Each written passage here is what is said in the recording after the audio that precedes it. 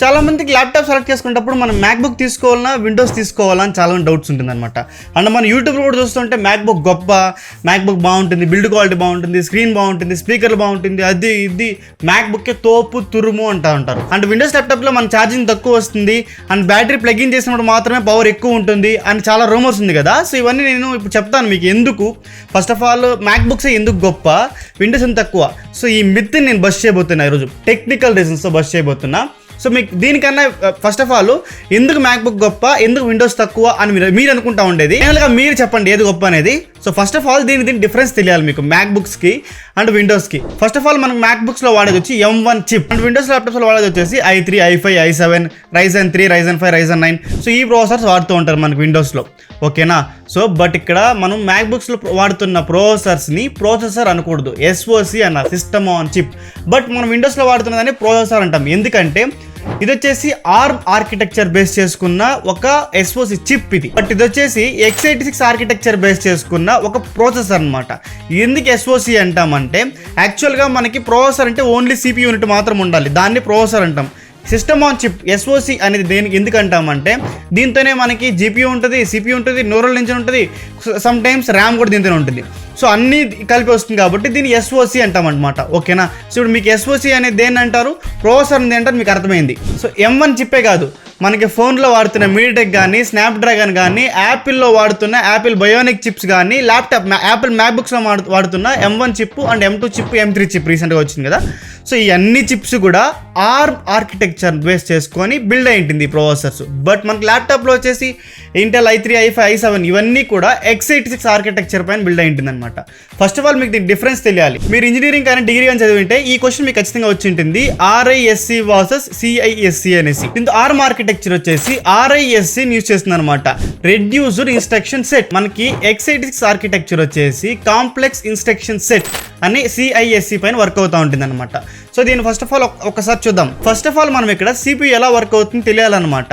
మనం ఏదైనా టాస్క్ ఇస్తే అది ఇన్స్ట్రక్షన్ సెట్స్ ద్వారా వర్క్ అవుతుంది అనమాట. ఏదర్ అది ఆర్మ్ ఆర్కిటెక్చర్ కావచ్చు, x86 ఆర్కిటెక్చర్ కావచ్చు. ఫర్ ఎగ్జాంపుల్ 2+3 ఎంత అడిగాం అనుకో, కాంప్లెక్స్ ఇన్స్ట్రక్షన్ సెట్ వచ్చేసి ఒకే లైన్ ఆఫ్ కోడ్ లో మనకి ఆన్సర్ ఇచ్చేస్తుంది. బట్ ఎప్పుడైతే మనం ఇక్కడ ఆర్మ్ ఆర్కిటెక్చర్ లో ఉన్న రెడ్యూస్డ్ ఇన్స్ట్రక్షన్ సెట్ అడిగామంటే అది ఒక 4-5 లైన్స్ ఆఫ్ కోడ్ ని జనరేట్ చేస్తుంది అనమాట. సో ఇక్కడ మనం చూసుకుంటే విండోస్ లో ఒకే లైన్ లో కోడ్ జనరేట్ చేస్తే, బట్ మనకి మ్యాక్బుక్ లో ఎలా జనరేట్ అవుతుంది, ఒక 4 లైన్స్ ఆఫ్ కోడ్ జనరేట్ అవుతుంది. వాళ్ళు ఏమవుతుందంటే ఎక్కువ కోర్స్ ఉండాలి. మనకి మ్యాక్బుక్స్ లో కూడా అలా ఉంటుంది, 24 కోర్ కౌంట్ ఉంటుంది, 10 కోర్ కౌంట్. బట్ మనకి విండోస్ లో అలా ఉండదు, 4 కోర్స్, 2 కోర్స్, 8 కోర్స్ ఇలా ఉంటుంది అనమాట. సో ఇక్కడ మాకు కోర్ కౌంట్, సో మ్యాక్బుక్ లో మాకు కోర్ కౌంట్ ఎక్కువ ఉందని చెప్పేసి, మాకు విండోస్ లో కోర్ కౌంట్ తక్కువ ఉందని చెప్పేసి తక్కువ అంచనా వేయద్దండి. దీంతో ఉన్న 24 కోర్కి, దీంతో ఉన్న 12 కోర్కి, 10 కోర్కి కానీ ఈక్వల్ గా పోటీ ఇస్తుంది అనమాట, ఓకేనా. నెక్స్ట్ వచ్చేసి బ్యాటరీ. సో మ్యాక్బుక్స్ లో మాకు ఎక్కువ ఛార్జింగ్ వస్తుంది అండ్ ఛార్జింగ్ చెక్కినా చెక్కకపోయినా సేమ్ పర్ఫార్మెన్స్ ఉంటుంది. బట్ మాకు విండోస్ లో చూసుకుంటే ఛార్జింగ్ తక్కువ వస్తుంది అండ్ మాకు ఛార్జింగ్ చెక్కినప్పుడు ఎక్కువ పర్ఫార్మెన్స్ ఉంటుంది అనమాట. దీనికి ఆన్సర్ ఏంటంటే మనకి మ్యాక్బుక్స్ లో ఆర్మ్ ఆర్కిటెక్చర్ యూస్ చేయడం వల్ల TDP చాలా తక్కువ కన్జ్యూమ్ చేస్తుంది అనమాట. TDP అంటే థర్మల్ డిజైన్ పవర్. సో ఇది వచ్చేసి మనకి ఒక CPU ఎంత బ్యాటరీ కన్జ్యూమ్ చేస్తుంది, ఎంత వాటేజ్ పవర్ కన్జ్యూమ్ చేస్తుంది అనేది ఒక ఇదనమాట. 7 వాట్తో బేస్ ఒక ఐడియల్లో 7 వాట్తో రన్ అవుతా ఉంటుంది మ్యాక్బుక్ మనకి. బట్ ఇక్కడ విండోస్ చూసుకుంటే 128 వాట్ కావాలి. మనకి బ్యాటరీస్ అంత వాట్తో ఉండదు అండ్ ఆ 128 వాట్లో రన్ అయిందంటే బ్యాటరీస్ 10 నిమిషాలకు గాలి అయిపోతుంది.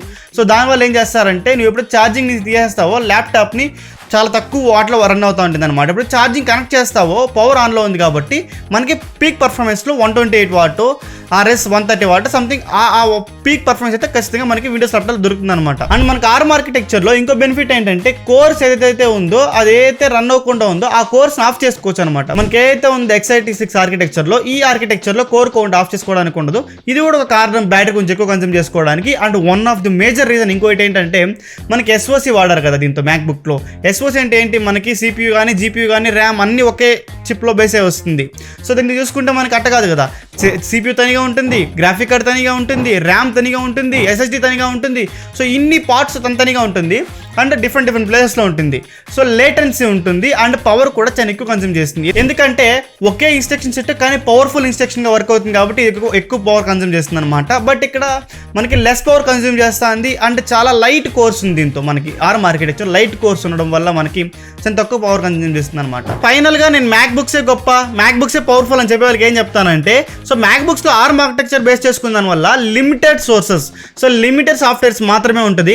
ఇప్పుడు మనకి అది యాపిలే సాఫ్ట్వేర్ డెవలప్ చేసింది, యాపిల్ హార్డ్వేర్ డెవలప్ చేసింది కాబట్టి మ్యాక్ ఓఎస్ అండ్ దాని లోపల ఉన్న ఫైనల్ కట్ ప్రో కావచ్చు, దానికి కావాల్సింది మ్యాక్బుక్లో ఏ సాఫ్ట్వేర్స్ కావాలనో ఆ సాఫ్ట్వేర్స్ అన్ని మ్యాక్బుక్ డెవలప్ చేస్తుంది అండ్ వేరే వాళ్ళని కూడా పుష్ చేస్తుంది కాబట్టి సమ్ సాఫ్ట్వేర్స్ మనకి అవైలబిలిటీ ఉంది. గేమ్స్ కావచ్చు అవన్నీ ఇప్పటికి కూడా మన మ్యాక్బుక్స్ లో ఆడలేము. ఫ్రేమ్ రేట్స్ అయితే మరీ దారుణంగా ఉంటుంది. 14 frame rates, 20 frame rates, 30 frame రేట్తో ఉంటుంది అనమాట.